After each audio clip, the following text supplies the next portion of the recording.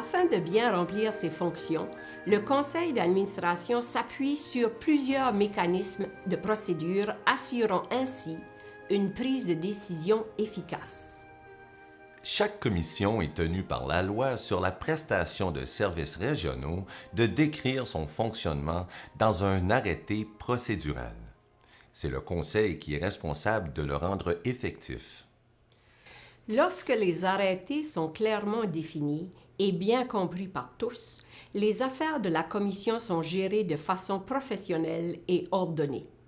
Certains exemples de sujets gérés par les arrêtés incluent les procédures durant les réunions, l'élection et les mandats des agents du conseil, la structure des comités, convoquer des réunions spéciales ou d'urgence, voter durant les réunions.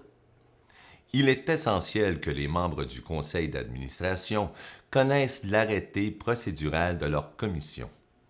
Le conseil devrait aussi réviser l'arrêté procédural tous les 3 ou 4 ans pour assurer son efficacité. Le conseil doit se réunir au moins 4 fois par année, mais peut choisir de le faire plus fréquemment. La décision du conseil quant à la fréquence des réunions régulières devrait être incluse dans l'arrêté procédural. Toutes les réunions du conseil doivent être ouvertes au public. Il arrive parfois que le public soit exclu d'une réunion ou d'une partie d'une réunion si le conseil doit discuter d'un sujet énuméré au paragraphe 10.24 de la loi sur les municipalités. Ces sujets sont de nature confidentielle. Les biens-fonds, les ressources humaines et les dossiers légaux. Puisque ces sujets sont confidentiels et peuvent mener à des actions légales, il est important que l'information ne soit pas divulguée en dehors de la réunion. Les réunions régulières sont tenues selon un horaire régulier pendant l'année. L'horaire des réunions est rendu public sur le site Web de la Commission. Il arrive parfois qu'un problème surgisse et qu'il requiert une attention immédiate ou une discussion plus approfondie qui ne serait pas possible d'entamer lors d'une réunion régulière. Une réunion spéciale peut donc être convoquée. Le public doit être informé de ces réunions spéciales selon l'arrêté procédural de la Commission. Toutes les décisions du Conseil doivent être prises lors d'une réunion régulière ou spéciale.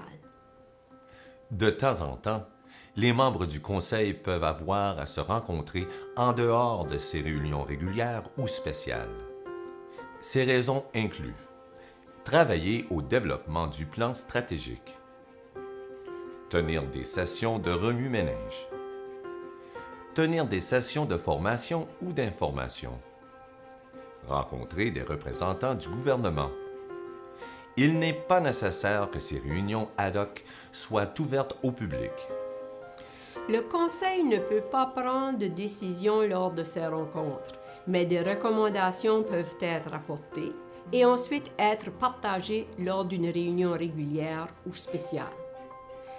Le Conseil peut créer des comités pour se pencher sur des questions trop complexes pour être adressées par tout le Conseil.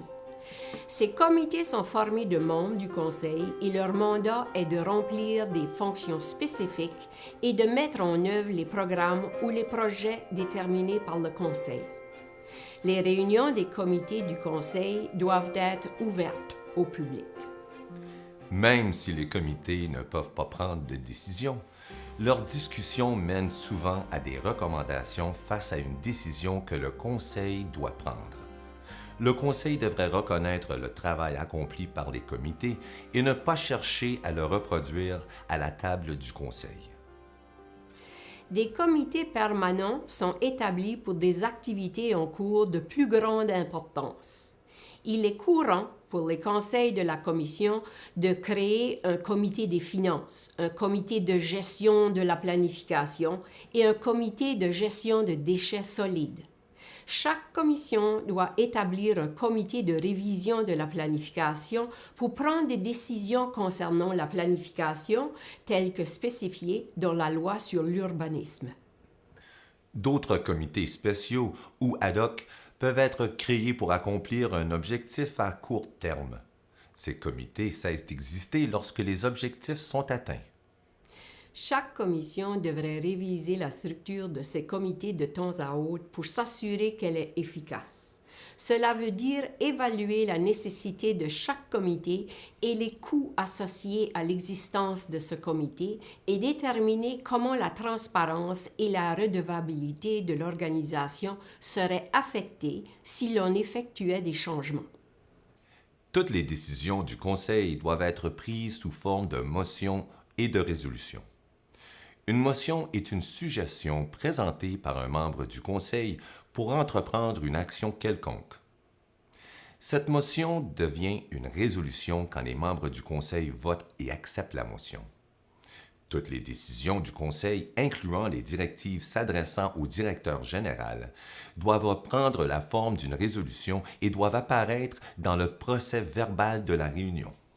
Pour la plupart des décisions, une simple majorité des voix des membres du Conseil présents suffit pour voter en faveur. Il existe, par contre, certaines décisions particulières qui requièrent une plus grande part du vote, telles que l'adoption des budgets annuels, déterminer les frais de service, s'engager dans des emprunts à long terme. Dans ces cas, les 2/3 du nombre des membres présents doivent voter en faveur et ces membres doivent représenter au moins les 2/3 de la population totale des membres du Conseil présents. Les commissions doivent décider de la façon de dépenser de larges sommes d'argent. Il arrive qu'un membre du Conseil ou un membre cadre du personnel soit en conflit d'intérêts. Cela signifie que ses intérêts personnels, familiaux ou professionnels sont directement liés aux activités de la commission et pourraient influencer ou être perçus comme influençant la décision qu'il doit prendre au sein de la commission. Avoir un conflit d'intérêts n'est pas un problème en soi, mais il est inacceptable de prendre part aux décisions qui entourent ce conflit ou de bénéficier personnellement de ces décisions. Vous devez toujours divulguer si vous avez un conflit d'intérêts face à un sujet abordé. Pour connaître quelle situation cause un conflit d'intérêts, veuillez vous référer à l'article 21 du Règlement général de la loi sur la prestation de services régionaux. Quand un membre du Conseil a un conflit d'intérêts et que le sujet relié à ce conflit est abordé durant la réunion, le membre doit immédiatement indiquer son conflit et quitter la salle afin de ne pas participer ou influencer la discussion. L'obligation d'identifier et de divulguer son conflit d'intérêts revient à chaque personne. Ce n'est pas au personnel ou aux autres membres du Conseil que revient la responsabilité de le faire.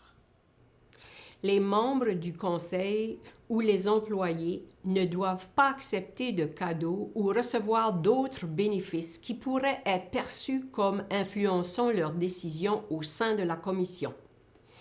Ils ne doivent pas non plus utiliser leur position ou toute information qu'ils détiennent grâce à leur position pour leur propre avantage ou celui d'un membre de leur famille. Les mécanismes et procédures que nous avons présentés ici constituent les piliers du fonctionnement du Conseil. Quand les membres en sont bien informés, ils peuvent aider le Conseil à fonctionner de façon efficace.